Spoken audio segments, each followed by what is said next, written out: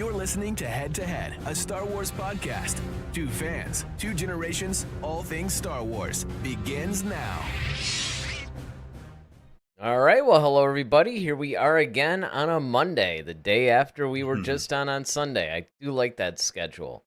And as usual, we are your hosts. I'm Eric Vansel. I'm Daryl Sanders. And we're looking forward to taking you through yet another Star Wars topic tonight that is not related to the Acolyte. That is now done.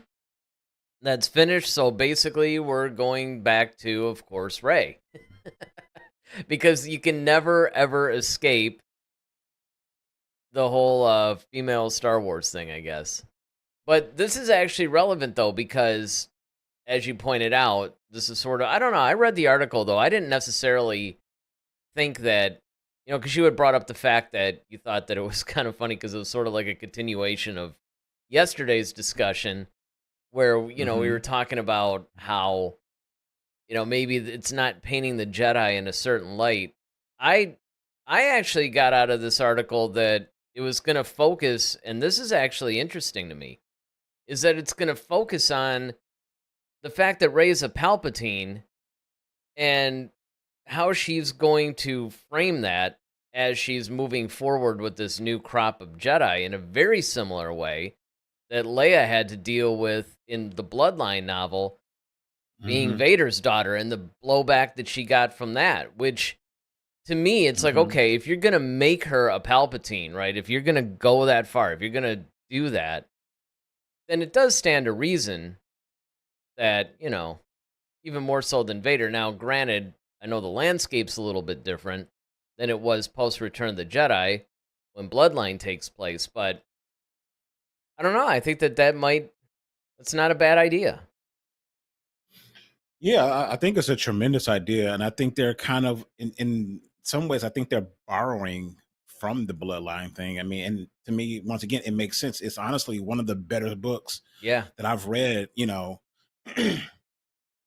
and you really don't think about that aspect of it, the blowback that you get, and, like, hey, oh, okay, you're kind of this hero. And then people find out like, oh, but like, you're the spawn of like the most villainous person that, pretty much torched us all.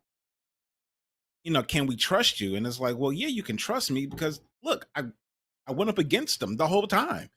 Like, so obviously I didn't agree with it. So, but I think on a political landscape, though, once again, it's kind of funny because we're in the political season right now here in America. I think that would be an interesting take on things, and especially what Palpatine represented as it pertains to the Jedi specifically, right? We know, okay, he, duped pretty much the galaxy into putting him into power, becoming the Emperor, and he, of course, had his reign of terror on, the whole galaxy. But a big source of that, and the reason why that was able to happen, was his ability to create this unpopular, huge mistrust of the Jedi, which we're seeing the seeds of in the Acolyte series right now. That was kind of like Palpatine's like swan song, if you will, because he was able to get everyone to turn their guns on the Jedi, and literally and figuratively, and say like, we don't want you around. And so then now that Rey is trying to rebuild the Jedi Order, she's going to have to kind of confront the issues that Palpatine pretty much, and the propaganda that he put out there from the initial run of the Jedi. And then they're pretty much going to be challenging her like, okay, well, what's going to make your thing any different? So this is going to be an interesting story. Yeah. Of course, David's with us. He says, hello, gentlemen, it's Star Wars Day. Yes, it is, again. And of course, Ted Adam Green is with us as well. Actually, let me put his back up there. He says, 2 nights in a row. Looking forward to it. As are we. Well, I think one of the things that you have to remember, though, about what Palpatine did, and this is why he also needed to start that war, why he had to create the false flag, basically, and played both sides was because he had to maneuver the Jedi into pretty much a role that they were not designed to be in. That's really where it came from. I mean, sure, the Acolyte sets up internal struggles within the Jedi Order. It certainly pokes holes into the Jedi Order a little bit, but I don't really think that has as much to do with the setup as the prequels, because that's when Palpatine comes into power and he begins to create the Clone Wars, and then through that, he's able to eventually demonize the Jedi, which, of course, nobody ever speaks of them. And then you now have this new rise, which is interesting because, canonically speaking, people knew that Luke Skywalker was a Jedi. I mean, I'm not even talking about, like, the expanded universe. I mean, that part was because, obviously, he did rebuild the Jedi Order, and then everybody... Well, what was interesting about that, actually, was you had a very similar situation to Bloodline. What was his name? Balin Forsk or something like that. It was a rival senator that I think they actually ported. They either changed his name or they kept it the same and they put it into the Bloodline novel. But basically, it was like one of Leia's main rivals. And of course, they were always screaming mistrust toward the Jedi, and they're too powerful and they got to be in check, and kind of like the what was that Avengers? Yeah, like the Avengers, something the Accord. Sokovia. Yes, Sokovia Accord. Yeah, so it was very similar to that, right? So all throughout, from the expanded universe, even a lot of the new canon novels, you basically had the same thing, right? The main villain, whether it be the Empire, First Order, whatever, has been defeated. Okay, fine. Now a new threat is rising. And simultaneously, the Jedi Order is being rebuilt. Like 90% of the galaxy is grateful. And then you have that 10%, particularly senators, that, are a little questionable about it. And I think that has... What they're able to do is actually play that out again, but actually do it in a film this time. Not just limited to a book. And that's what I hope happens too, honestly. Yeah, I mean, I think this is, why I say it's going to hinge kind of somewhat on the conversation we had last night, which is, because I think the main question is going to be, one, do we even need the Jedi? Like, is that something that's necessary as far as, because you kind of have to look at the Jedi in two different forms, in my opinion, right? I think you have to look at them as their own religion, or almost like an Amish type, yeah, their way own of community or organization community, or whatever, where they or, just yeah, kind of exist in a organizations. bubble, kind of like they're just Right, almost like how doing their they thing. put Native Americans on reservations and kind of just give them their own space, and just you do what you want to do over there. There you and go, the rest of the Jedi world kinda, reservations. That would be, but then also they also acquired, the government itself acquired the Jedi almost as a ambassador liaison kind of department, if you will, where they dispatched the Jedi to deal with political issues and to help foster and keep peace within the galaxy, right? So I think when you're going to have to ask the question, it's like, okay, one, do you want the Jedi around as a religion anyway, or do you want them, or do you want or need them as part of your government system? well, So I I think think, that's going to be part of the discussion when well, that's what I would like to see in the film. Like, okay, do we not need the Jedi anyway? Like, we don't think there should be any training and none of that, because then now we're going to have these different types of powerful people running around doing stuff. And if you have all this training, now you become more of a threat. Whereas if you never really know that you have these abilities, or you're not trained to use them, you yeah, then can't be that. you're basically You're like not Broom Kid, you're calling brooms to you, or doing stuff like that. Exactly. You're not like a warrior all of a sudden, just running around, Exactly. Right. But choking people left and right.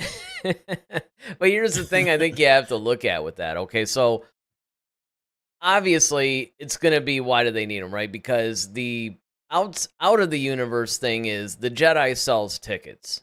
So Disney needs Hmm. them.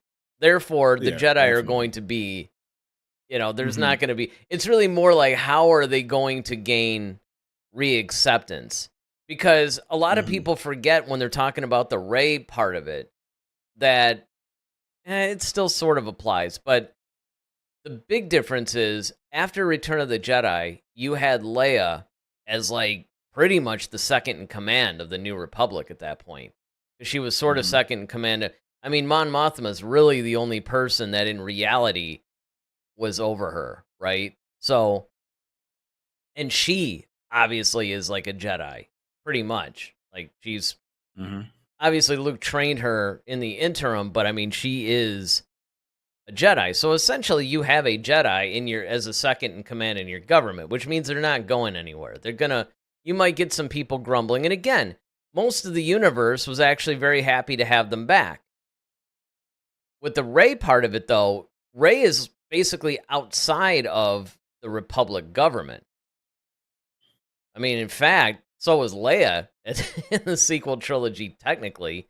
I mean, she led Hmm. the resistance, but it was almost like instead of having the rebellion, which then turns into the New Republic, you basically had the resistance splinter off of the proper government and almost become their own rebellion again. And they were, of course, going up against the First Order. So now you're in the aftermath of that. Pardon the pun, because of the book trilogy. But Hmm.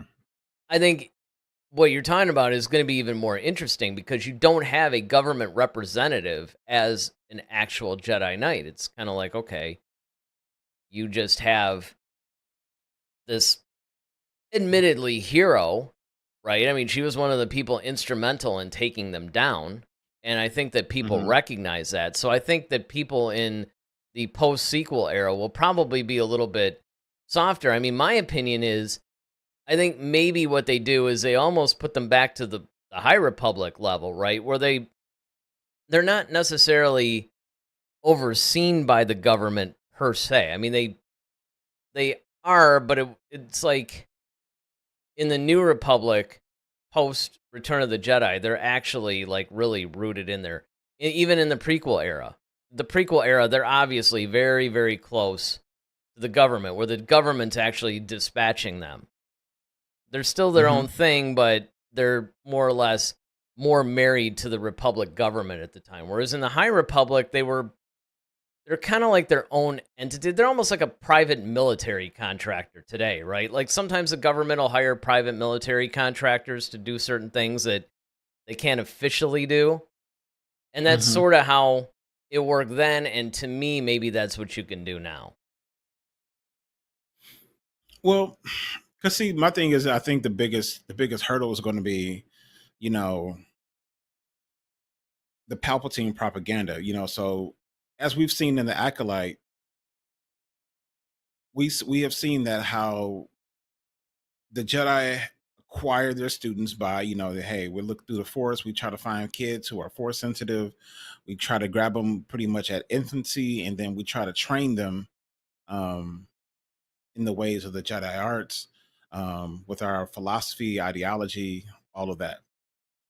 So you're gonna have that aspect of it because hey, what if I don't want my kid to? Because that was one of the things that we saw in the acolyte. Okay, what if I don't want my kid to be trained? Just because they have this ability, that doesn't mean that they don't get to choose that life. We're choosing it for them, and that's so you have that one aspect of it. Is Ray going to continue that? I don't think so And because Luke wasn't even continuing that. Because don't forget, what's interesting about this is that we have always dealt with you had even before the High Republic, the two main era. I mean, you'd have the Old Republic, you had kind of the prequel era, which was at that time considered the zenith of the Jedi, and then of course you had Luke's era. Well, Luke had done away with all that. I mean, and that's true Mhm. across all sources. Anything that's canon and also the expanded universe. There was never a thing because one of the things that was universally done was that Luke did away with a lot of that kind of thing. he built it on all new rules. And Rey presumably is probably going to continue more in the tradition of Luke, because that's where she was leaning anyway. So I think it's really going to look more like Luke's Jedi Order versus, say, Yoda. Yeah, and I think we have to, for those who aren't, who aren't reading the novels like to know that, like I'm saying in film form, they're going to have to explain like, okay, what the new Jedi Order is going to look like. And I think that's what's really going to be interesting, is because it's like, all right, no, we're not going to take your kids from you. No, we're not, if your kids show potential and if you want them to be trained, we're here for them. If not, God's blessings to you pretty much, go on and live your life. Yeah, it's going to be Um, interesting to see if they have kids even. Because that was a thing, they might, but I think it's more like people come to them. Because again, and it's true, they probably should show this more in the films now, because you kind of had it implied in the sequel trilogy, because you got a little bit of Luke giving some exposition on what he did and how he did it, but you never really saw it, right? I mean, really, if they wanted to make a really cool standalone film, they should actually do something that takes place like whatever it was, like 10 or 15 years before the Force Awakens. Force Awakens, yeah. To where, Mhm. because we always see these flashbacks of Luke and Ben Solo and all that. It'd be kind of cool to see that, okay, this is what, even if you didn't want to go back, or you could go back when he was younger, a little bit closer to, say, the Mandalorian time period, where Luke begins to build his new Jedi Order. You can Mhm. do a whole series of films on that, actually. Let me get some of these chats in. They pile up. So David says, with a strong female lead, as he has in quotes, as a head Jedi, we may finally see the Jedi as the heroes. Right? Yeah, because you don't want to. And, of course, Ted follows up, says, I hope so, David. And then Voyager here joins us. And she says, did you guys hear the news that The Mandalorian and Grogu has already started filming? They recently filmed time-sensitive scenes, and principal photography will begin in 3 weeks. I had heard that, but to be Yeah. completely honest, I didn't believe it. Because, there were reports that the Rey movie was shooting in April. And then all of a sudden it's like, nope, just kidding. Now, I'm not saying that those reports aren't true. In fact, they probably are if they're reporting it more after the fact. But Mhm. who knows? Because, and again, I mean, not to go down this, well, the show is discussion based. We go anywhere the discussion takes us. But with the Mandalorian and Grogu movie, there's still a little bit of debate as to whether or not this is going to take the place of season 4 of The Mandalorian, or whether it's going to serve as somewhat of a season 3.5, if you will. There hasn't really been too clear. I don't know. Maybe you've heard something different, but I haven't heard anything definitive as far as that goes No, yet. You haven't either? me either. No, I Okay. haven't either. All right. Because, it's. But stuff pops up out of nowhere. So yeah. Fire shows I even. mean, yeah. I mean, Right. this is the world we live in today. Star Wars is Exactly. it's more like guerrilla warfare these days. They just ambush you with material, whether it's news or whether it's an entire project that just, oh, we're doing this now. So, Right. yeah, you do have to look at these things. And again, because we're addressing this movie, you also have to look at the actual, if we could bring the discussion out of the universe for a second, you have to look at things like the shakiness at which this thing has started. I don't remember who was directing this. This film? Yeah, because Um Mangold's doing that Dawn of the Jedi, Dawn of the like the Jedi. beginning thing. Right. I don't remember who was. Maybe somebody in the chats knows. I don't know, but I don't. I thought there was an announcement. It's like you get all this news thrown at you constantly, you kind of forget. But I mean, you would think presumably, if even the rumors where they said, yeah, we're starting to shoot in April, I mean, obviously somebody is attached to this thing. I do remember they announced it was some name. It was somebody I wasn't familiar with. Ken Cunningham, Exactly. apparently. See? Not familiar.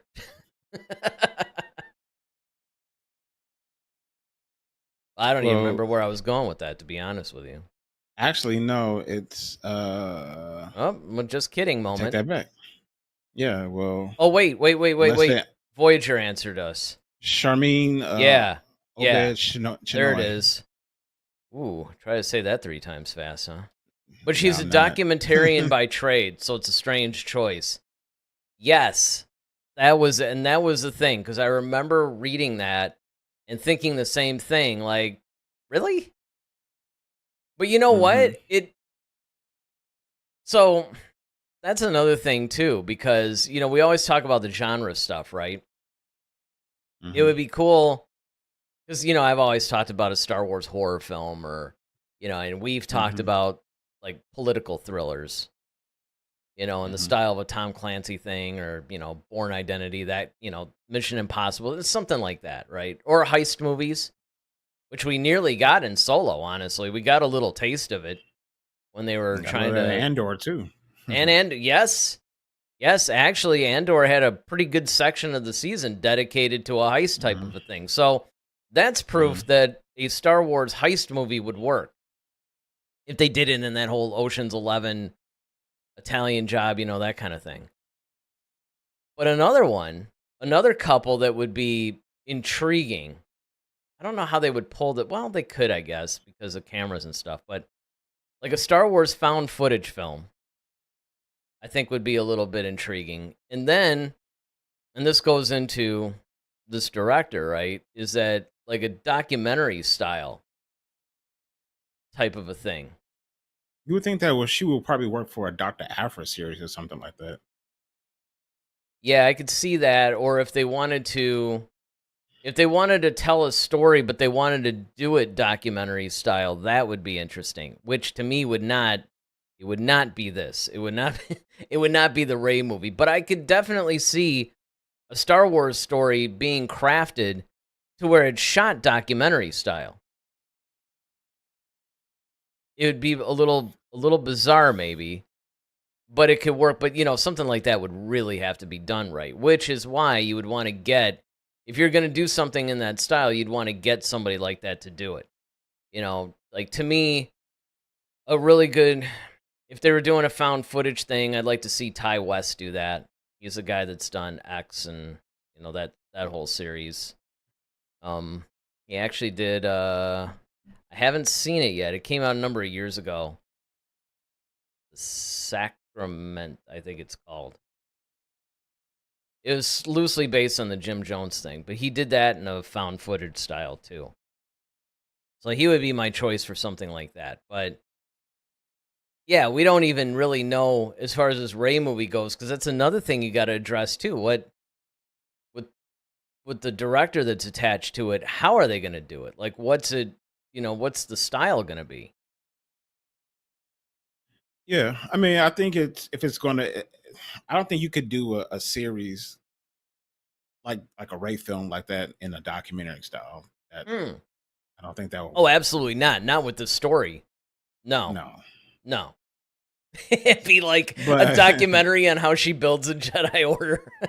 Man, you talk about the closing the doors. That's it right there. That would be, I don't know, in a way. The moment. See, that would be, well, first of all, here's another thing to throw into this discussion too, as if we haven't thrown enough into this.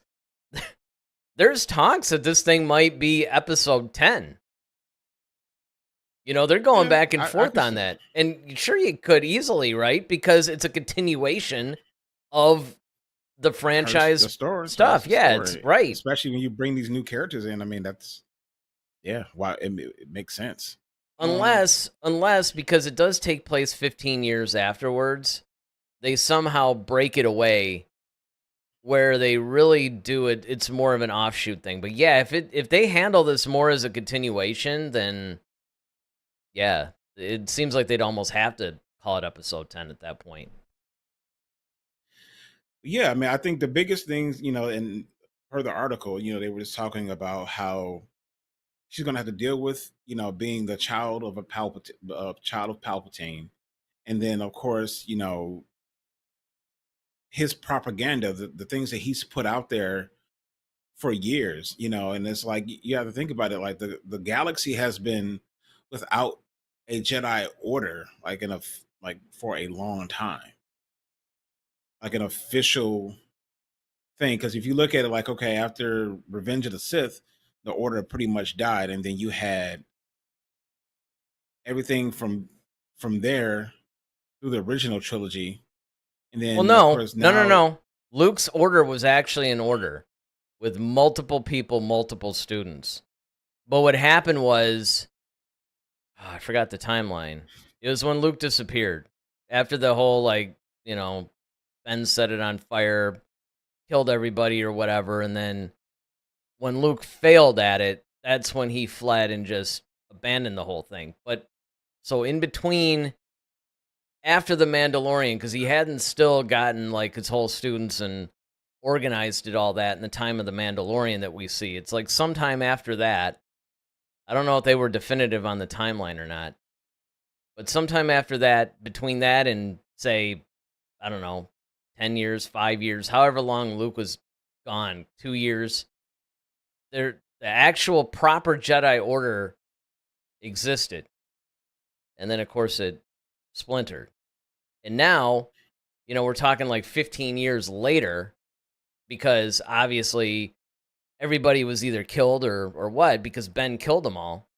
So that effectively ended that order. I mean, Well, they're all gone. can we really? But that's what I'm saying. Like, okay, so can you really say it was an order though? Because I absolutely can, because of all the novels and the comics that covered it. so where are they then? They were all killed by Ben. There was a whole series of what led up to the events of that flashback that we see. So what happened was, in that flashback, you had a couple, I forgot the characters' names, but there was a male Jedi student and a female one. And they were they were all powerful in the Force. I mean, they're not like little kids or anything. They're all like, late teens, early 20s, that kind of thing. There's a bunch of students. And basically they were trying to get Ben to stop. Because obviously, when Luke did the thing, he went into his anger and hatred. They showed like the origin of how he used to go to Snoke, similar to how Anakin would go to Palpatine for like advice and stuff like that before things turned to the way they are. And then they tried to turn Ben back, but he was angry. They fought him because they were trying to stop him from doing stuff. He ended up killing them, and that was what sort of solidified, okay, I'm all in on this. And then he proceeded to kill everybody. Like, he just took out the entire order at that point. It burned the temple, and that's what we see in the flashback in the movies.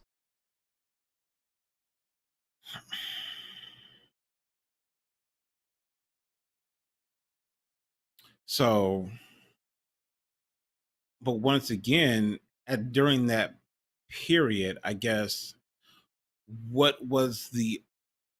Oh, they were doing the same thing everybody else was. Because again, you have to remember, he rebuilt the Jedi Temple. That was what was on fire in those flashbacks. He rebuilt it. Yeah, He had established an order. And then, of course, my thing is, like, what's the purpose? Because there was no government really. Oh, there was a government. The Republic. Ooh. Well, the First Order, like, okay, so. See, so the first, and this is the thing, and this is why the sequels were never really that clear. And that was the thing that I really hated. Honestly, it's funny how few people actually bring this up, because it's actually one of the most glaring problems with the sequel trilogy, is the fact that they gave you glimpses of what was going on beyond the main characters that we were following. But unlike the original trilogy or the prequels, they didn't do a lot of world building. They didn't give us a lot of, hey, this is the context at which this sits. So basically what happened was, and you get this from the sequels, but you got to really be paying attention. And thank goodness for all the support stuff that came out and filled in a few of the holes. But as we've always said, you shouldn't have to do that. You shouldn't, Right. I shouldn't have to play a Fortnite game in order to get context for a movie I'm watching. I shouldn't have to Right. read like 20 comics and, a bunch of novels in order to understand. Like, if you want to just fill in information or you want to just enrich it, kind of like what Catalyst did with Rogue One. Or I tell didn't, this other stories in that. yeah. Well, here's a good example. I did not need to read Catalyst to understand Rogue One. Exactly. All it did was it took that story and enriched it to like an insane degree. So I always say that, it really puts Rogue One in a different light. So if you haven't read Catalyst, it's great to do it. But if I just took my happy little butt up to see Rogue One and I watched it, I would understand all that was happening in that movie. Mm-hmm. You can't say that about the sequels. No. They And that's allude because to it. because they but- never. Yeah, because they never because we never. Well, they See, mention it. They say the- the Republic's on Hosnian Prime, and of course that's what gets destroyed by the Starkiller base. Like, they say these things, but it's sort of in passing, and that's when you Yeah, find out that Leia broke off and they formed the Resistance, and the Resistance is basically kind of like the New Rebellion, but instead of them just rebelling against the First Order, they're actually like, in a sense, it was sort of like what was happening in Ahsoka, where you basically had a bunch of the military people saying, no, this First Order, they're a threat. We got to stop them.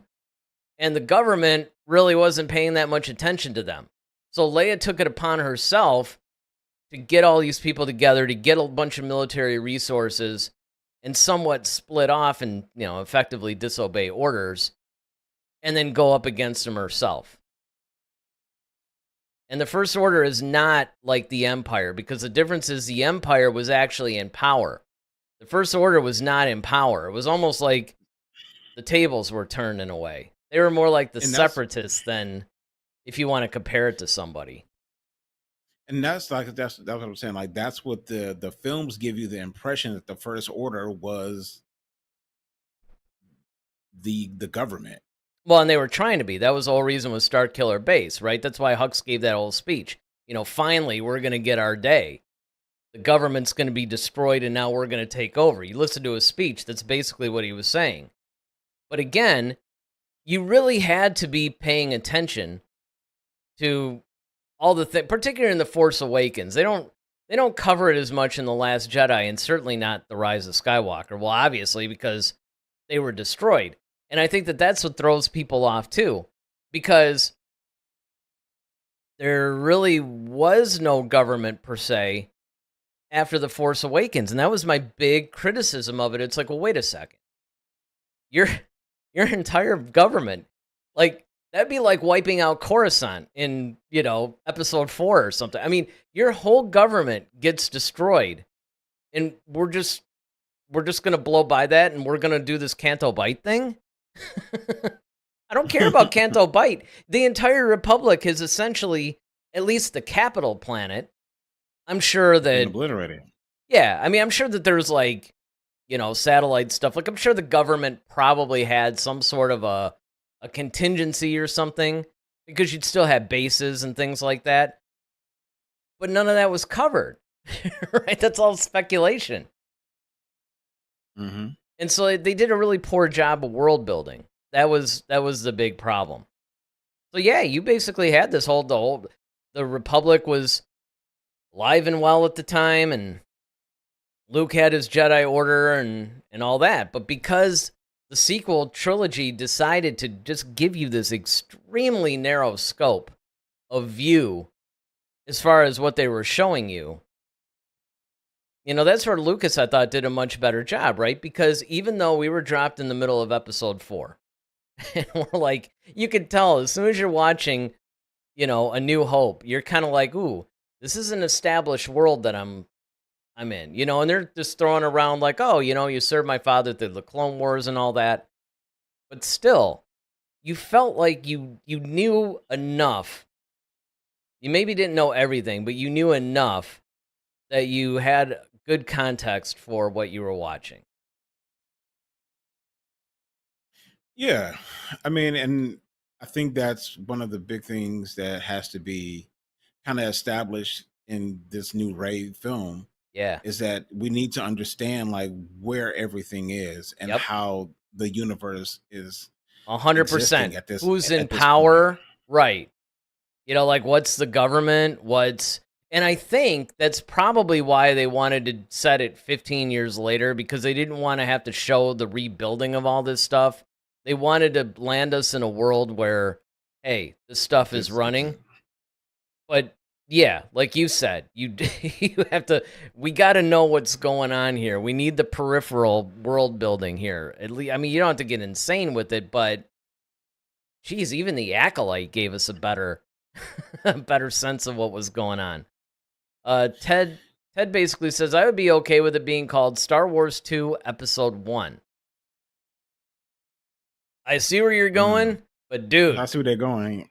That would you be so confusing to people. so confused. Look, you got to remember that these are the same casual fans that when Rogue One came out, they didn't understand that that wasn't Episode 8.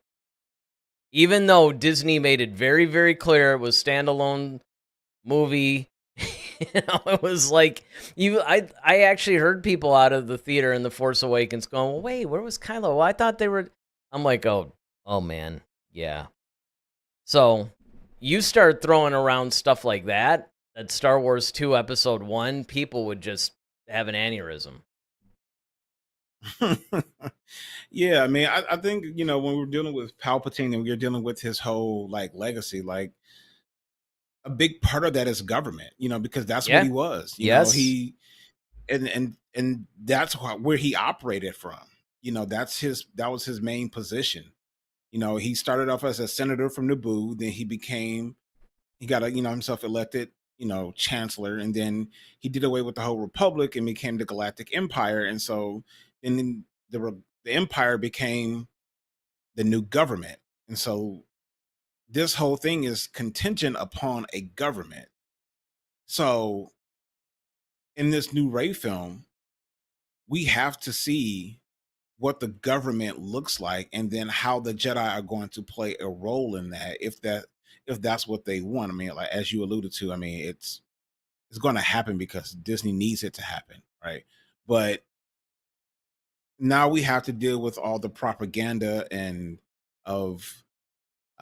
quite frankly, it could. I mean, that could be a really good trilogy if you really think about it, because the first film could, if you want to do it, the first film could be, hey, this is the new government. We're trying to figure out where everything is. Do we need the Jedi? And then Rey is trying to, defend her position of why you need the Jedi. And people are still like, I don't know. I mean, first of all, like your dad or It's granddad like doesn't have the greatest every time, and I mean, every time you people pop up, the whole universe goes in turmoil. Yeah, exactly. Because, like, you're going to fine. rise, then, like, the red lightsaber dudes are going to rise, and then, you're going to... not going to like you guys. And then you're going to wreck havoc on everybody. Yeah, Some exactly. planet's going to blow up, and then now we got to start this all over again, Well, I mean, then, a couple of things, though. So, you're right. Like, the government has to be established. Whether it's been in existence for a while, I mean, 15 years isn't a long time. I mean, if they actually, it depends on what they were doing. And again, I really hope that they shine a light on this as far as the sequel trilogy, because Hazian Prime was blown up, the government was in a disarray, and we never really heard about what happened to the Republic. It's like, well, okay, I mean, obviously there were still. Because, in The Rise of Skywalker, they had the whole little bulletin about how Palpatine had returned and the government. Obviously, there's something functioning. But you're right. For this new movie, we need to know what that is. That needs to be established. The Jedi's role needs to be established in it. And then, of course, obviously, they're going to have to establish a new villain, too. Well, I think the first part of it is just, Rey going against, well, Rey trying to, convince the people that this needs to happen. But they're kind of resistant against it. But then let's say some new villain pops up, and now Ray has to, take what student she's already trained and go deal with this villain. So then that's the second movie. That's dealing with, okay, hey, look, these guys are serious. They're trying to take over your whole new republic, whatever you guys are trying to call it. We're here backing you, just. And then in the third trilogy, it's like, okay, we see the resolution of it all. It's like, okay, you know what?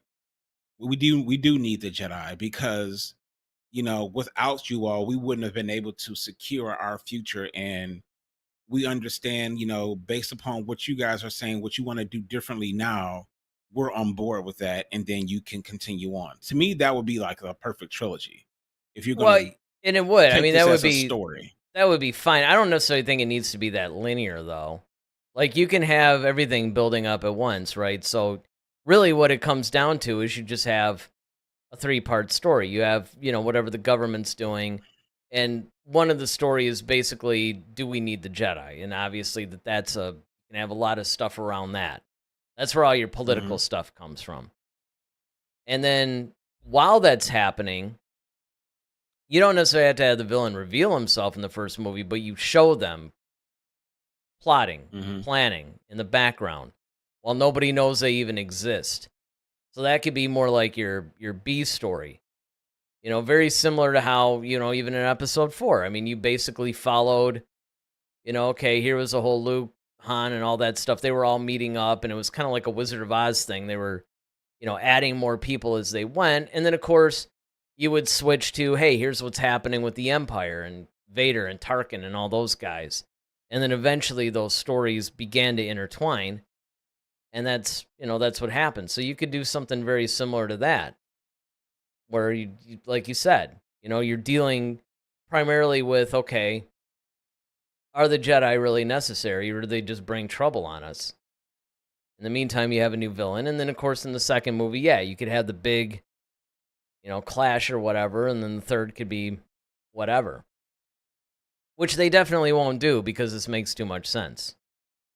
Exactly.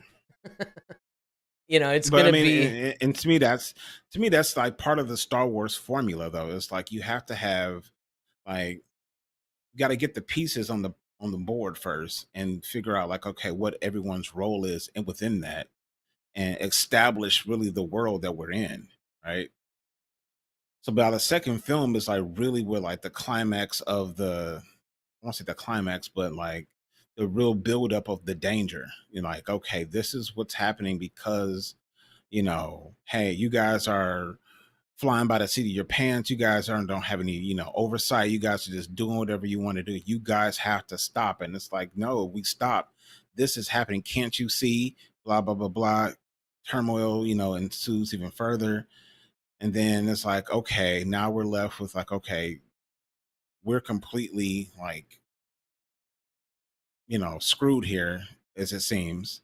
And then the third act or the third movie is essentially like, okay, we found a way to destroy whoever or whatever the thing is that's trying to impede our progress.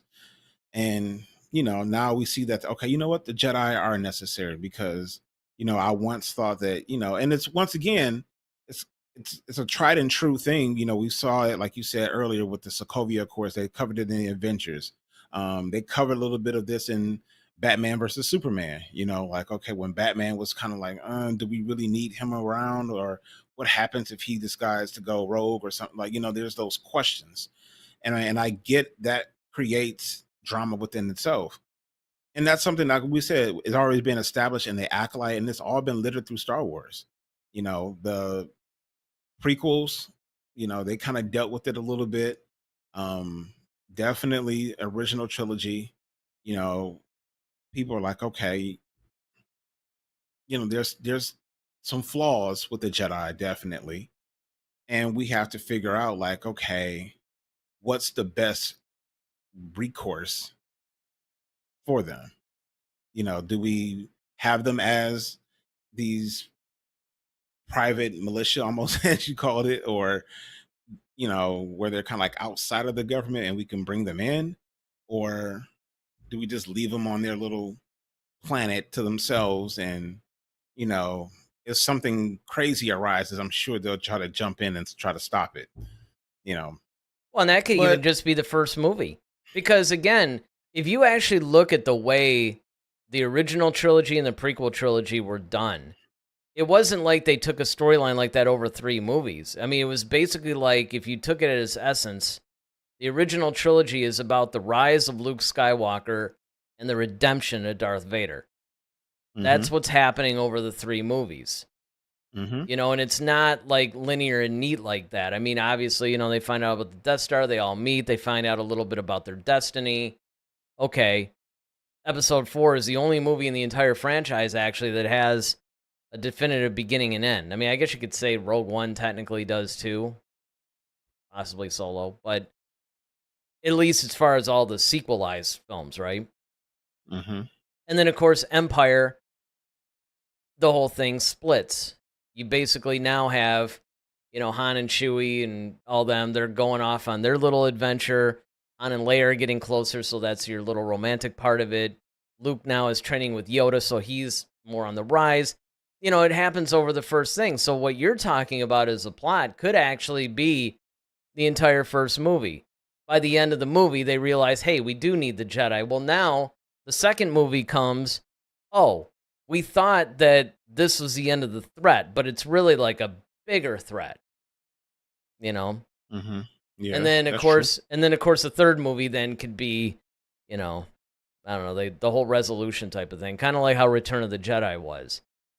true. Right. So, they can handle it like that, but the point is they have to do something that's like that. And then of course, I guess if they make it episode 10, because everybody is so used to trilogies, you almost have to do a trilogy if you make it part of the episodes. Mm-hmm. David says, does Rey even have the acting chops to be the leader of the new Jedi and train a whole new generation of Jedi? I mean, technically. Again, it comes down to direction. She's been like in Murder on the Orient Express. She's been in a couple other high-profile movies.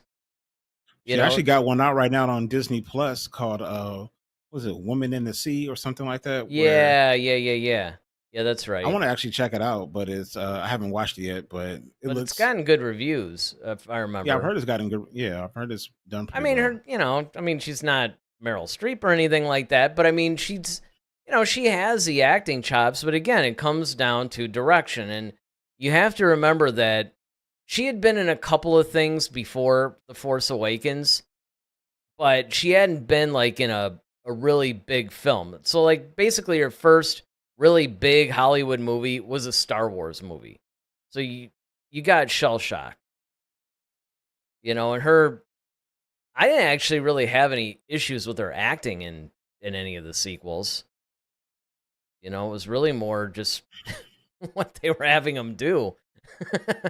Yeah, I think it was like a lot of the writing and the dialogue, and like there was a lot of the background stuff. Mm-hmm. I mean, like I said, J.J. Abrams, I mean, phenomenal director. If you ever saw, here's our Star Trek reference, but if you see his Star Trek movies, I mean, the things that he was able to do with Zachary Quinto and Chris Pine and all those guys, Chris Pine, all those guys, and he's not even a Star Trek fan. I know, and that's why we all had hope. We're like, wow, he wasn't even a fan, and look at what he did. He loves Star Wars. Imagine what he's going to do with Star Wars. Well, and his defense, Force Awakens, right? I was like, Force Awakens was people good. Like that, yeah. I mean, that was cool. But I think I think the reason why his Rise of Skywalker suffered so much was because there wasn't what we always kept saying when this original sequel trilogy came out. There was no direction. Like everybody was just kind of like, okay, well, you get a movie, and it doesn't have to connect. Just do whatever you want, And that was the problem. There was no cohesiveness throughout the direction of the story. Yeah. So then when you have that, now you swapping directors out at the last minute, and then now throwing another director in there to try to like fix the mess of the director from the previous movie. I mean, you see how convoluted this, even saying it, it's almost like a tongue Well, twister. he So had it. that's He had an insurmountable task, right? I mean, this poor guy. well, He wasn't even the original guy that was attached to it. He was executive producing them all, but it was Colin Trevorrow that hmm was attached to it. It had a completely different story. So not only did he have to just come in and get the thing made, but he also had the extra thing of, okay, this is actually tying up this trilogy, but it's also tying up the entire franchise. So that was yeah, it was a losing battle. You know, he was set up for failure from the beginning. I mean, as much as we like to make fun of and talk about the rise of Skywalker, I mean, it could have been a lot worse. You know, there's problems true. with it.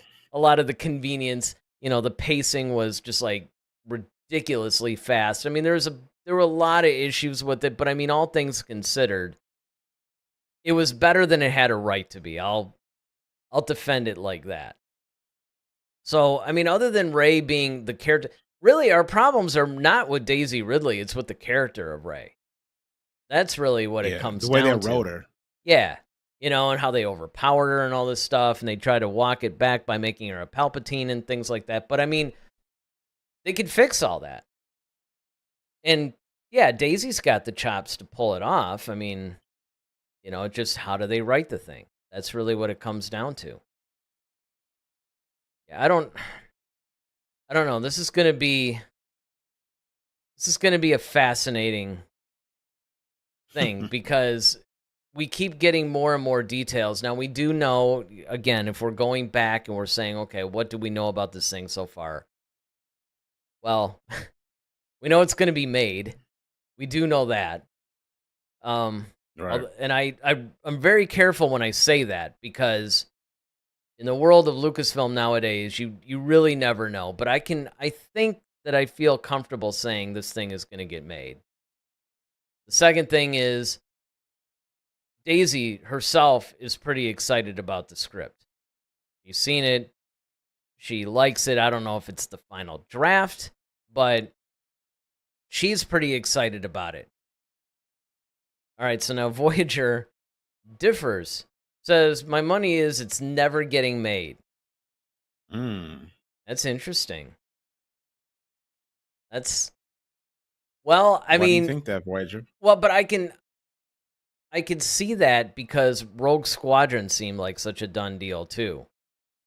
You know, they're talking about, okay, it's going to be this first female director thing. They got her like sitting in the cockpit of an X-wing, like, you know, basically, Yeah, at one you point, know, yeah. they had this whole special on, you know, them working on it or whatever, and then boom, and then it goes off, and then, oh wait, no, we're going to make it, and then it comes off again. So Yeah, once I start seeing so at first, yeah, I totally thought it was going to get made. But then after, when I start seeing like, oh, well, Wonder Woman, you know, and I got to do, you know, then right? it was just like, okay. And then we saw how good Wonder Woman was, 1984. It was just like, yeah, I think they was like, you know what, let's cut our losses while we can still save ourselves, because Wonder Woman 1984 didn't do well at all. Well, and they couldn't, yeah, and they couldn't afford. I And they mean, couldn't, yeah. I mean, it still didn't help them because, you know, we got Ahsoka and the well, Acolyte. So I mean, because it's not so like that really helped. the deal But the is, films, though, well, not only that, but it's like they can't afford to do something they know is going to be bad. They're already going to screw it up enough within themselves. mm-hmm. They don't want to add the fact that it's already terrible. You know, while I'm Right. thinking about it, let me do this really quick because I always have to plug this as we're getting towards the end of the show. So you guys are great. We love your chats. We love your views. But what we would really like is for you to hit that like button, hit the subscribe button, hit the notification bell so you know when we're coming on. So, you know, if you guys would be so kind as to do that. But again, you know, we love the fact that you guys are even here and watching and chatting, and, you know, we think that that's great. But I think it's going to get made. But again, it wouldn't be the first time. Right? I mean, Right. it would not be the first time. I mean, I don't know. I think Ted basically actually agrees, says, I'm tripled down. Which direction though? Well, and It's I can getting understand why, because so they were all saying, this thing is going to start shooting in April and it's going to come out or whatever. Then out of nowhere, they come up with this Mandalorian movie. It's like out of nowhere. Wasn't even previously announced. Not only is it announced, but it's announced as the next film. Now, how are you going to actually come up with a movie that wasn't even... Now, of course, behind the scenes, we don't know. It could have been developed. They may not have announced it, and they just decided to announce it because maybe The Mandalorian Season 4 was a little bit in danger, or they weren't really sure what they wanted to do. I might be giving them too much credit, though.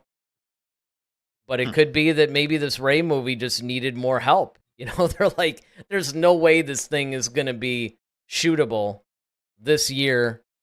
Let's just push it off to... I mean, I'm trying to remember what the latest timeline was now.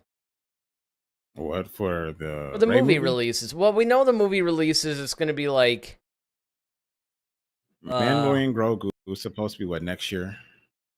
Yeah, wasn't it like 1 in December of 25 and then 2 in 26? 1 in May and 1 December. So the Mandalorian Grogu movie would be the next one. Or maybe it's 26 and 27. It might be December of 26 and then May, but I don't know. I think you're right. I think it's more, but I don't know. I mean, as crazy as it sounds, a year and a half away seems close to me for some of this stuff. Yeah, I mean, like I said, at this point, I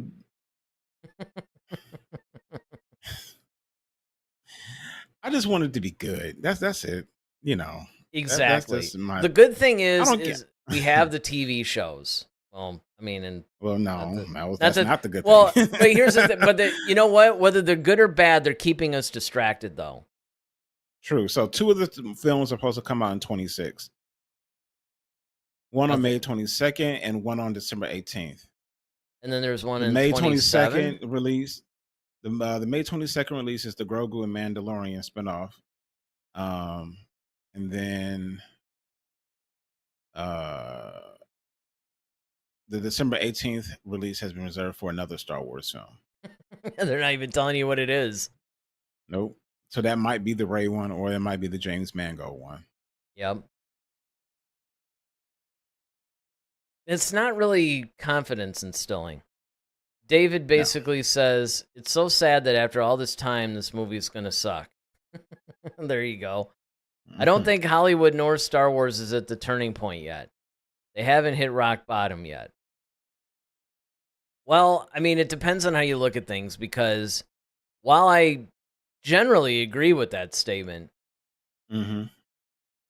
it seems like it's rock bottom because of where it fell from, right? It fell from such a high.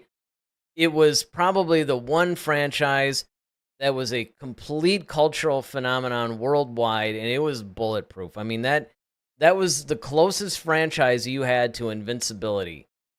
And it's a testament to it, because look at how many hits it's taken, and yet it's still flying half a ship.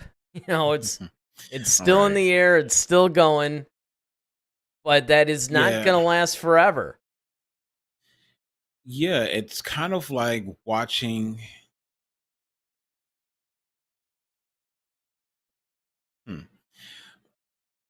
Here's my sports references. It's kind of watching the dismantling of, at least for us who live in the Midwest, and especially primarily Detroit, like the '04 Pistons, when they start dismantling the team. Or if you watch, Chicago Bulls back in the day, when after Jordan leaves and everything, after a while, the franchise just takes a hit to the point where now it's just in the toilet. No one even talks about the Chicago Bulls anymore, when they used to be the team, like the New England Patriots, another franchise that used to be synonymous with greatness. And then now they're in the bottom of the bowl now. So unfortunately, for Star Wars, I think it's going to take, for people, and we talked about this last night, it would take people to just stop watching it. Like they don't care what they put out. It's like, nope, I'm not going to go see it because it's probably going to suck. No, thank you. And to the when it starts, like you said, hitting the wallets to the point where it's like, okay, we either have to close our doors on Star Wars completely, or we're going to have to make darn sure that the next thing that we put out is going to be a surefire hit. Well, here's the problem, though. They're not going to, because with Star Wars, it's a delayed reaction, because you have to think about it that a lot of the goodwill Star Wars has is a down payment they put on when we were kids. Yeah. And so it's really a generational they're thing. the Lions. Yeah, but I mean, they're Lions fans. But what I mean by that, though, is that it's going to take what will completely destroy Star Wars is when the current crop of kids no longer care. Because you'll get the residual people, like from my generation, even your generation, because there was a lot to love. You're invested in the lore. If for no other reason, you're going to be curious on what they come up with. Yeah. Right. But the kids that are coming up now aren't coming up on Empire Strikes Back. They're coming up on like the Acolyte or Ahsoka or stuff like that, you know? So it's like these lower quality things. It's like, well, is that really going to grab them when you look at all these other shows around? You know, when we were kids, Star Wars was like so far beyond anything that was being made at the time. And it just isn't now. It's basically resting completely on its legacy. And, you know, don't get me wrong, there's still a quality, right? Because Lucasfilm is still the company that's basically doing the effects for all these other things. And they're going to hold their better technology for Star Wars. And they did come up with a volume. So it's not like the innovation is going away necessarily. But what's going to happen is it's not going to be like some franchises where, you know, they start making enough missteps and boom, everybody cuts it off. It's going to be a gradual taper because it's going to be when the current crop of kids or, you know, younger people don't care anymore and they start getting older, and pretty soon nobody really cares about Star Wars anymore. And in my opinion, these next few movies are really going to be either the beginning of the end or a new beginning. Which ironically is what the Rey movie was titled or rumored to be titled. Right. But I think it's all going to hinge on that. See, they're sort of safe right now because the movies have, even the sequel trilogy, still made billions of dollars. So they sit in somewhat of a high place in society in film. So the TV shows are where they really destroyed a lot of stuff, but it doesn't, you know, that's not really impactful like the movies are. You start screwing up the movies to a big degree, though, that changes. But I think they already have, though. And I think that's, see, the box office numbers is just, once again, it's like, all right, you had this whole sequel trilogy that came out that sucked.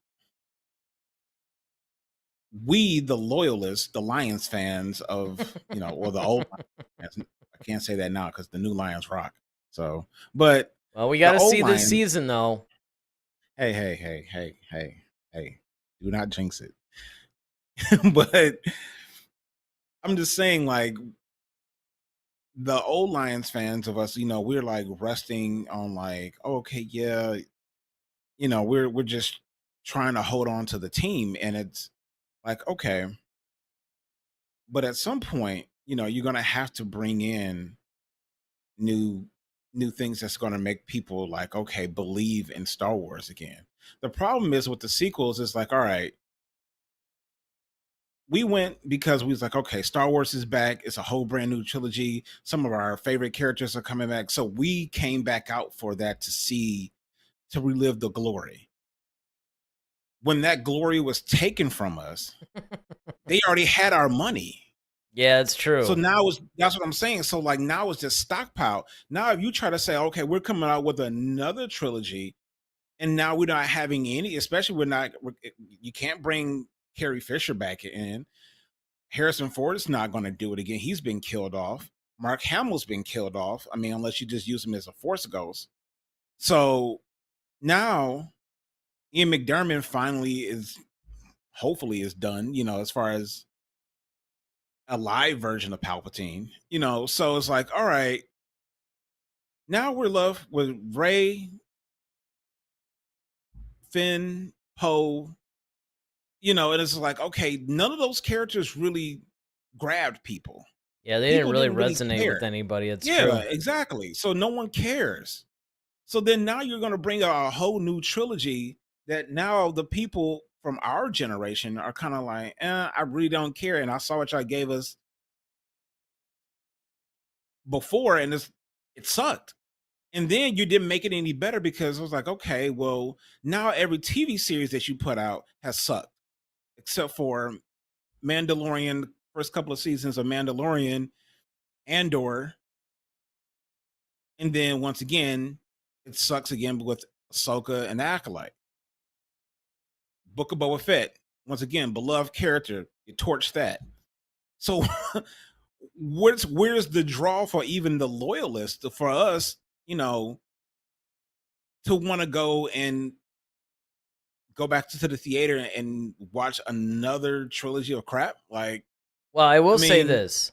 There's two answers to that. Number one, there is something to be said for the theatrical experience, which we haven't had in a while. So I think they have one movie where that would draw them in.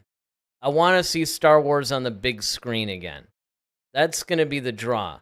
The 1-2 punch comes from, this is why I think that they moved up The Mandalorian and Grogu. Because as you pointed out, The Mandalorian is really the only truly successful thing that they've had on Disney Plus thus far.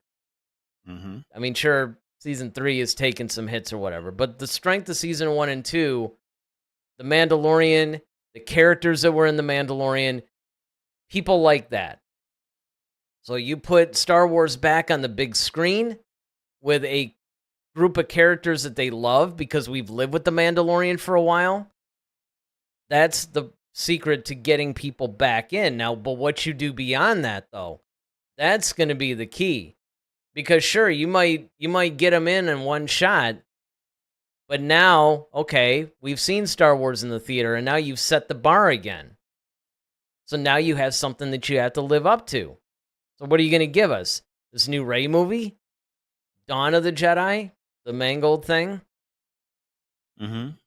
It's just got to be whatever this. So Mandalorian and Grogu, it's got to be a hit. Has to be. I think it will be. Because if it's not, I'm just saying. Well, no, you're right. If it's not, it's the beginning of the end. Yeah, it's the beginning of the end. Because no one is like, because you already got, people got all googly eyed over Grogu. So everybody's like, oh, he's so cute. And, he does the little magic hands. And like, okay. And, you brought in some cool characters with Mandalorian. Moff Gideon, excellent acted by Giancarlo. You got Pedro Pascal as, the Mandalorian. All right, awesome. You had Carl Weathers, as Grief. So you got some things going for yourself. If you don't capitalize on that effectively with great storytelling and just great filmmaking, you're going to lose like everything. It's going to be a steep climb. I mean, I'm talking about like Top Gun Maverick coming out of that canyon, almost about to go blind, steep climb out of that canyon because no one's going to care anymore. No, and actually, it's funny you bring that up because that's the level of success they need. They need that Top Gun Maverick success, where it, everybody is like, wow, I was kind of excited about this, but man, this movie is actually like way better than I expected. And, that's the level that they have to do. Let me get these couple in from David. He says, Star Wars believes that they're better because they're making the world better. They believe they're making a difference for the better, and men need to learn better. That's why they won't change. Well, maybe modern. Luke is part of and this has to be addressed too. Part of the secret of Star Wars, it's once upon a time. It's a very timeless, you're using all these classic storytelling things that you're just telling a very broad, general, moral of the story kind of thing. You're not trying to reflect modern society. You're not doing any of that stuff. And if they keep trying to do that, then yeah, they're going to lose people too. And it's actually not going to feel like Star Wars anymore. All right. Especially start putting pop songs at the credits. Yeah, exactly. It's like stuff like that, right? I mean, it's like, Christ. You know what? I'm not even going to start. I'm going to let it go. Right. All right. So David goes on to say they should just reboot it, recast and start over. They've made too many movies and shows. There's nowhere else to go with the story. There is, but they suck too bad to create the new content. Don't forget, I brought that up. a while ago. I forgot what, was it a show on just should Star Wars be rebooted? It might have been its own show. Mm-hmm. Yeah, there definitely was. And I remember you and I were pretty much in agreement, except I said reboot the original trilogy. You just said reboot everything else but the original trilogy. Mm-hmm. That was where we left that discussion. But for me, the reason why I maintained it is because, number one, I mean, again, it's almost like when, in music, they'll put out like a remix or something like that. It's like, as long as you don't take the original off for sale and make it out of print to where I can't get it, I don't mind listening to this alternate thing, because the only thing that I would say about rebooting the whole thing, which they probably will have to 10, 20 years down the line. But first of all, the problem that the original trilogy has, is brilliantly made as it was, and it will forever stand as a testament to, good filmmaking, is twofold, and they actually play into each other. Number one, well, there's actually three things. So number one, you had the technology limitations, which hurts it a little bit. And it was really brought home when I saw that remade Obi-Wan versus Vader duel. I'm like, okay, maybe it is time to do this. The second thing is, when Lucas was originally doing these, there's so many plot holes because of the other 50 years of franchise. And the third thing that ties into that is the fact that Lucas himself retold the story like right in the middle of making everything. So if you rebooted the original trilogy, you would fix the technology problems, you would fix the plot holes, and then you can make it a little bit more cohesive. The other thing too is that that kind of goes unnoticed, but it's an integral part of Star Wars. And I don't know, some people have come up with some cool stuff, but it's the music. Yeah, that's true. Not having John Williams around, man. Well, but then again, though, we have not everybody. We have some people. Not everybody, but there have been some people in the shows that have pretty much nailed it. It's not John Williams, but it's close enough. And I think that's, it certain, the like, okay, of course everyone knows back from 1977, of course, the initial fanfare, right? Like, okay, that probably can't never go away, right? Oh, I mean, when I say reboot it, I'm not even necessarily changing any of the music. But I'm just saying, like, I'm talking about going forward as far as telling the stories. Is like, who's going to create the new duel of the fates? That's become as iconic as the Imperial March. Yeah, that's what I'm saying. It's like, where's the music that people are going to like when you hear that? When you have marching bands that are playing that 40 years, like kids weren't even thought of yet. And I think the Mandalorian. I think the Mandalorian theme, is pretty. Because the Mandalorian thing is cool, but it's not as. It still doesn't grab you like the fanfare, like the Imperial March, like Duel of the Fates, like. But neither does Williams' later work, though. I mean, if you actually look at his work in the sequel trilogy, could you hum anything from that? And that was all John Williams. True, but Now, John Williams granted, was he also didn't. like, Well, yeah. yeah, there is that. And He's- the other thing is, it I wasn't mean, it wasn't like the sequel trilogy was exactly inspiring either, you know? not that too. I mean, It's kind of like, I'm sure the John Ray's Williams is in theme, there. the Ray theme is in my Ray head. theme is cool, and the Kylo theme. And the Kylo theme. Yes, those two stick out in my head. Those two was cool, and that's probably because, I'm sure he watched the dailies going, what am I supposed to write to this? I don't even know what this is. Travis Mitchell joins us. He says, how's it going, everyone? Well, we're kind of in the thick of everything. Hanging in there. Hanging in there. But yeah, I mean, I just think that there's different things to it that like really and I like I said, I just don't think you have the type of talent that really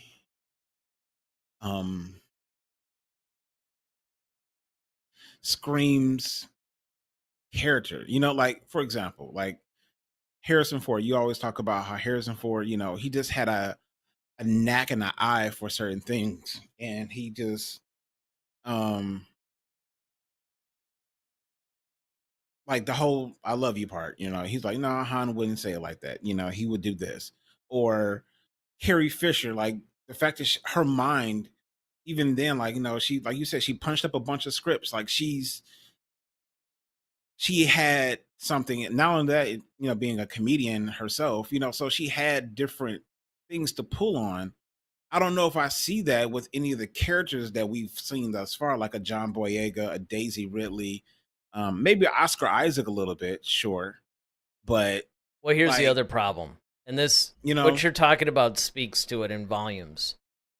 The problem with rebooting it, even now, is that we've had like decades to live with Harrison Ford as Han Solo, Carrie Fisher as Princess Leia. You know what I mean? It's like, it's so hard to, even if you had somebody that pretty much nailed the character okay, I mean, you just can't get that original performance out of your head. Now, granted, maybe if you got the right person, because Chris Pine did, I mean, he was William Shatner enough that I started to really buy him as Kirk, Zachary Quinto as Spock.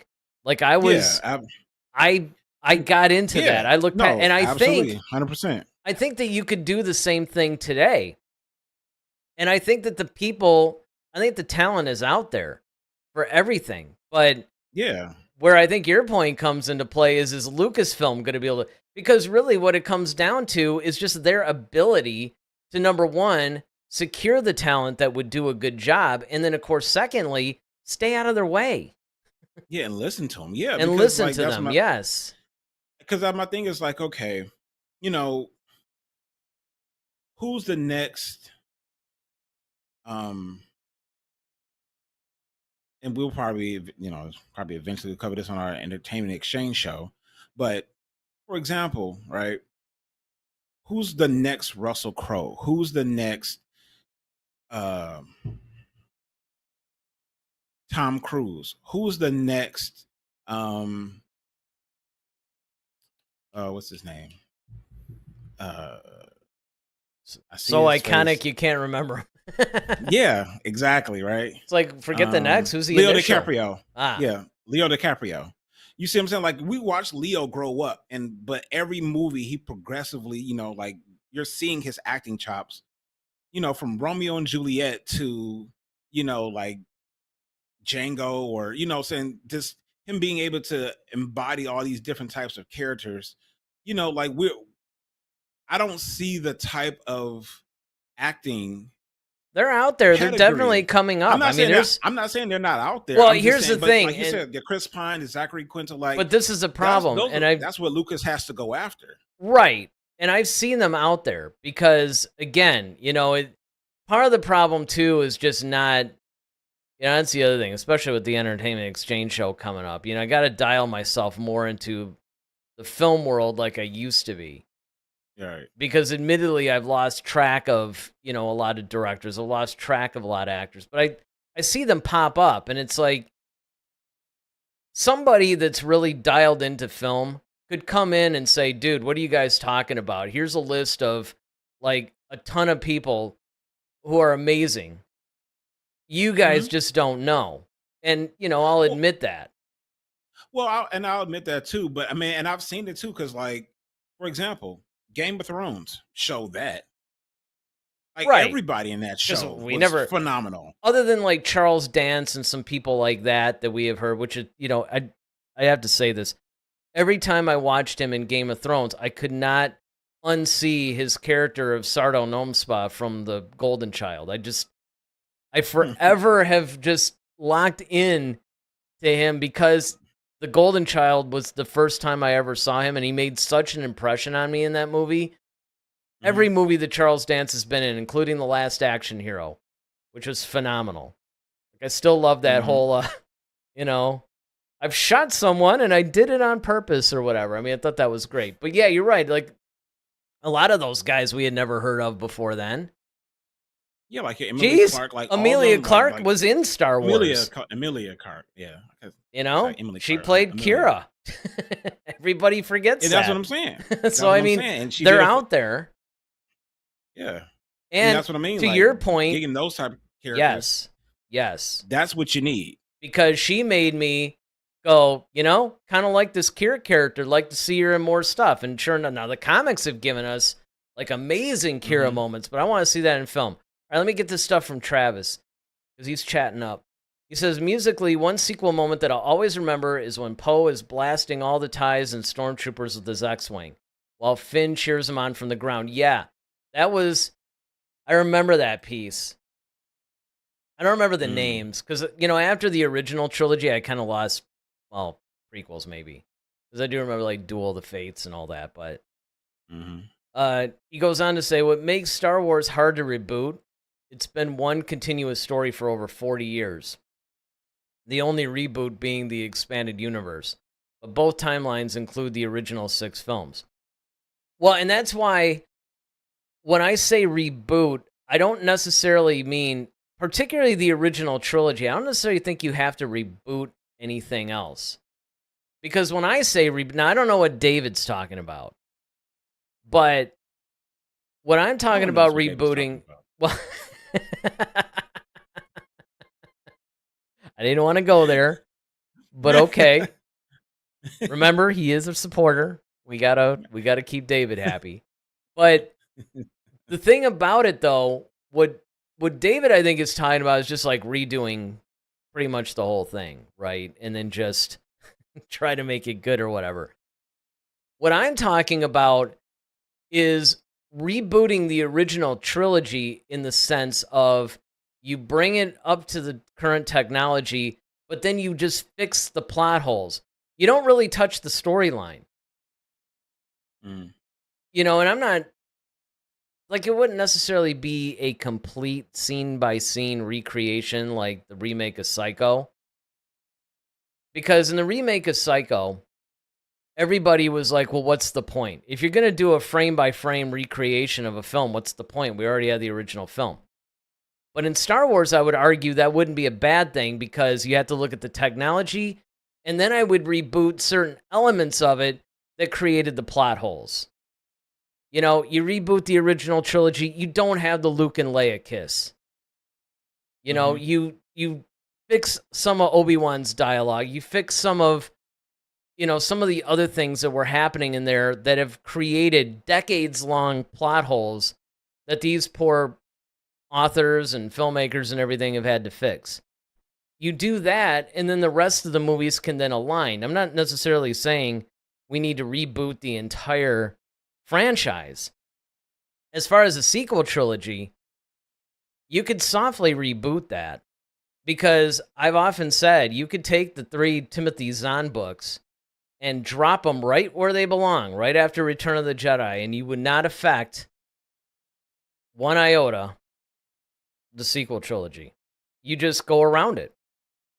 We go, okay, this sucks, this is horrible, but let's just write stories around it. And I think that that's what they're starting to do. I predicted that, I don't know, 3 years ago or 2 years ago when we were talking about this, where I said, instead of rebooting the sequel trilogy, you're just coming up with 10, 15 years of stories. Eventually, it'll just be irrelevant.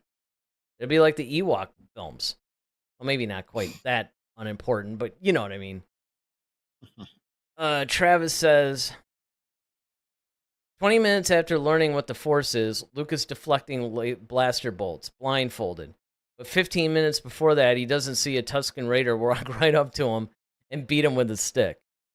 Well, part of that, though, so there is that, but you also have to remember that in some of that stuff, with the Tusken Raider thing, that was before Obi-Wan was showing him how to channel. Remember, Luke always had the Force. That's how he was able to blast the Womp Rats in his T-16. He didn't know that's what it was. Very similar to Anakin didn't realize, hey, I'm really this great pilot at like 9 years old. Well, that's because the Force, you're tapping into the Force, but you don't realize it. And so because Luke wasn't in tune with the Force, it was inconsistent. What happened once he met Obi-Wan, and Obi-Wan was giving him a few lessons, and remember, those blaster bolts hit Luke at first. Mm-hmm. And Obi-Wan was slowly, showing him, channeling the Force. And Luke was then able to do it. So I don't necessarily see that as a plot hole. But there are plenty. Because the whole thing with the plot holes with the Force and all that, the one, of course, we always point out is the Phantom Menace one, where they don't sense these big fish about to, chomp on the ship. It's like, okay, it's all because of storytelling. It's a matter of convenience. So Travis, this is great. I like this one. The chat's got it. There it is. He says, not a plot hole, just makes me laugh. Oh, yeah. Yeah, there's a... Definitely. Well, then that fish example is one, same thing. It makes me laugh. And the reason why it makes I think us laugh is because they're doing it for storytelling purposes. Yeah. But the Jedi using the Force is one of the most inconsistent things in the entire franchise. Because they'll have like some sort of crazy power, like super speed. And you're like, well, why aren't you using that in like these other 12 situations where it would come in handy? It's like, well, you're doing that because if you did that, it wouldn't advance the story the right way. So, knowing that this isn't a documentary we're watching, it's like we have to accept the fact that some of this stuff is because of the way they're trying to frame the story. But it is kind of ridiculous because it's like, dude, you had this power. Why don't you just, like another thing with the Rancor, It's like Luke has already demonstrated that he is pretty powerful in the Force at this point. What does he do? He gets, captured by the Rancor, and like Luke is putting like a bone in his mouth or something like that. It's like, dude, you got the Force choke it, or like explode its heart or something. Force push it, I don't know. I mean, there's like a million things you could do. But that wouldn't have made that exciting scene. Because remember, Star Wars is ultimately made for kids. Travis says, for Rey, what makes her compelling is she's a kid emotionally, because a traumatic event stunted her growth into adulthood. Like the U2 song, Stuck in a Moment. Mm-hmm. I hadn't actually really considered that before. Oh yeah, I've always thought that. I mean, it's kind of there, but I mean, I never thought of it as like. She's like 20 years old, talking about my mommy and daddy's gonna come back and come get me. It's just like, well, right. She's playing. She is playing with like a little doll or whatever, and like you're 25, man. Like. Jeez, what do you mean? It's like, well, my mom and dad are coming back to come get me. I could see if she was like 12 or something like that. That would make sense. But yeah, you're like, well, and I think Travis is right though. I think it's like a traumatic thing that stunted it. I mean, it was just, I don't know. There were a lot of issues with the Rey character. Again, like what we said earlier in the show, it's not so much Daisy's acting, it's character issues.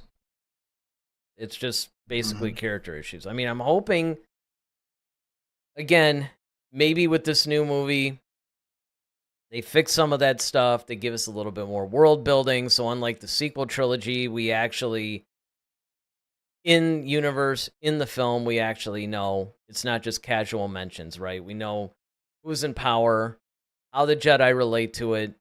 A lot of the things that you and I have talked about, there are just a myriad of things that we're hoping they actually do for this new movie. Whether Voyager's right or not and it never gets made, I mean, that's a possibility. I would be lying if I said that, okay, like I said before, I personally think it's going to get made, but I could definitely see where it would be in danger. I mean, do you think, like, if you were to give it a percentage, over or under, that it gets made?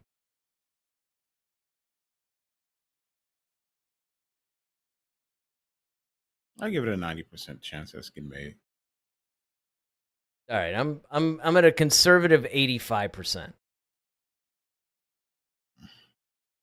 Because, Okay. you know, it is Kathleen Kennedy. Star Wars. Yeah.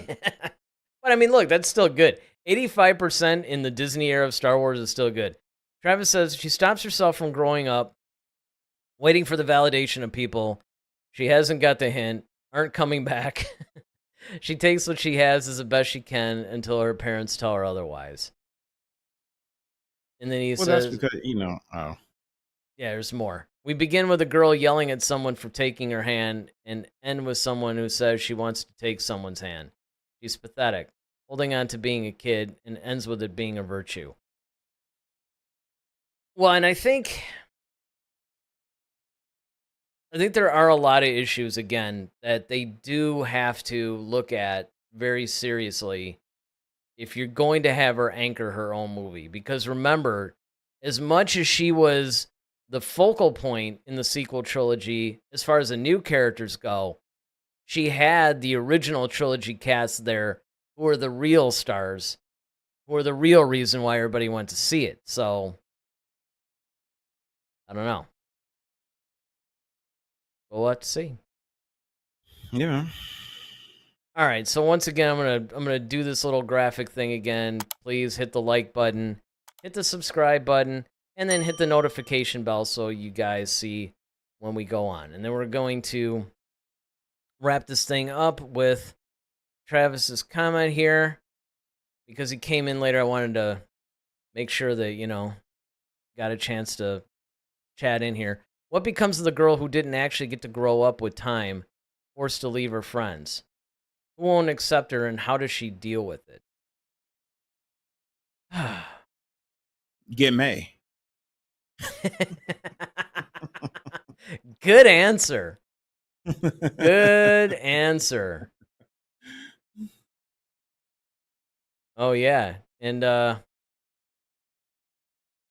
he says that you look a lot like Michael Jai White, which, being into martial arts, man.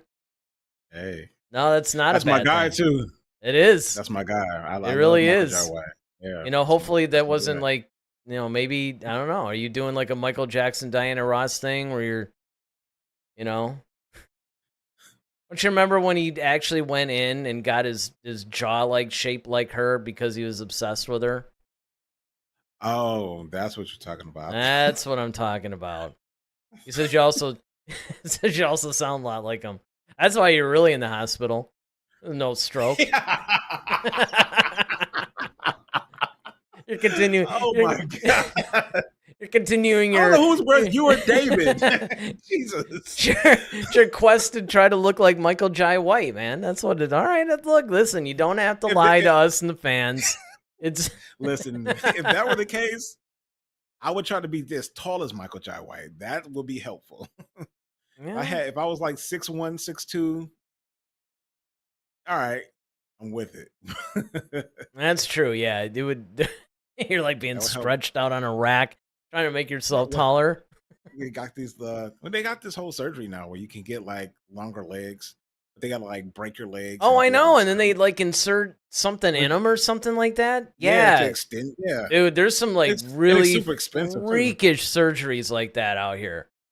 Yeah, man. And that's some Palpatine, like Darth Vader on that table. You're right. So Travis says, haha, thanks for going through my essays. Entertaining stream again, guys. Well, hey, man, this is what we strive for all the time. So hopefully you guys are able to join us again. You know, I just thought of it. Next Sunday, it's not a review. Nope. We're like free. We got to think of what we're going to actually talk about now. So hopefully you guys enjoyed this. Again, not going to beat you guys over the head with it, but like and subscribe and all that good stuff. You know, the YouTube algorithm likes it and everything. And, of course, we want to continue bringing this to you. And, of course, look, share this with your friends because we love it when a lot of people are chatting. We like to build a big community.